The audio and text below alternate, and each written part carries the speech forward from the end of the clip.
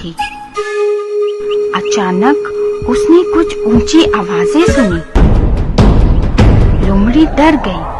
उसने सोचा, ये कितनी भयंकर आवाज है। ये जंगल में से गूंज रही है। ये किसी अजीब से जानवर की आवाज लग रही है। मुझे यहाँ से भाग जाना चाहिए। लेकिन तब उसने अपना विचार बदल दिया। उसने सोचा, अगर मैं जंगल से भाग गई तो मैं भोजन के बिना मर जाऊंगी। मैं स्वयं को छुपा लेती हूँ और देखती हूँ कि ये जानवर कितना बड़ा है। अगर तो ये मांसाहारी जानवर हुआ तब तो ये मुझे नहीं छोड़ेगा। लोमड़ी ध्वनि की दिशा में चल पड़ी।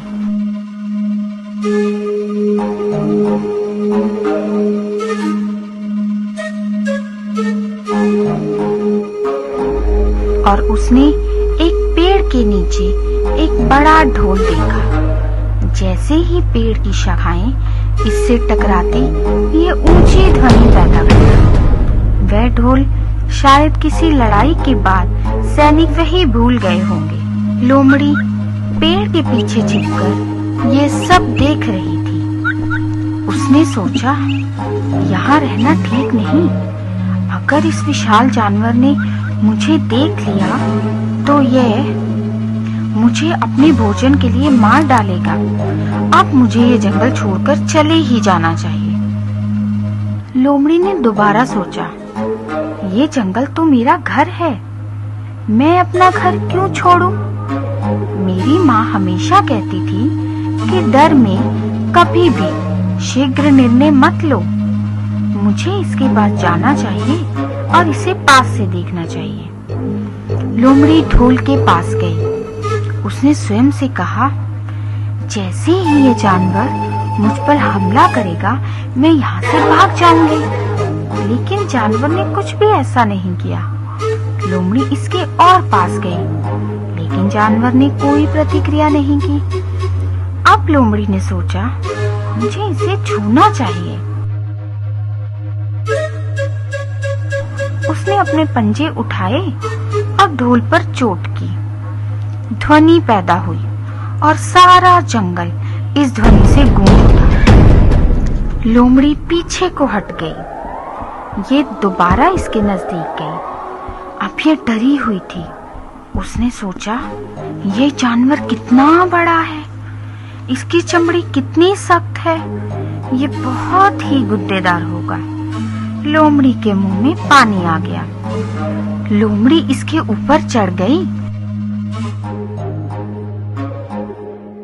और इसे काटने की कोशिश करने लगी। लेकिन ढोल का चमड़ा इतना सख्त था कि इसे काट पाना बहुत मुश्किल था। लोमड़ी हैरान हो गई। लोमड़ी ने स्वयं से कहा, इतना बड़ा जानवर और इतना असहाय, ये मेरा हमला भी बर्दाश्त नहीं कर सकता। बेचारा जानवर।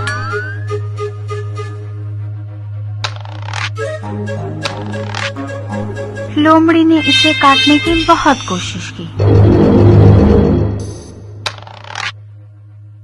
उसका दांत टूट गया। उसके मुंह में से खून टपकने लगा। दोबारा से उसने अपनी पूरी ताकत से चमड़े को काटा। ये उसे काटने में सफल हो गई। अब इसे फाड़ना आसान हो गया। लोमड़ी बहुत उत्तेजित थी। वे हैरान थी कि मैंने इसे काटा और फाड़ा, लेकिन कोई खून नहीं।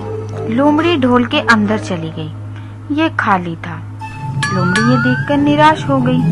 उसे कुछ खाने को भी नहीं मिला और दांत भी टूट गया। दोबारा से हवा चली, लेकिन अब शाखाओं के ढोल से टकराने पर कोई आवाज पैदा नहीं हुई। लोमड़ी ने स्वयं से कहा, मुझे अपना दांत गंवाने का कोई गम नहीं।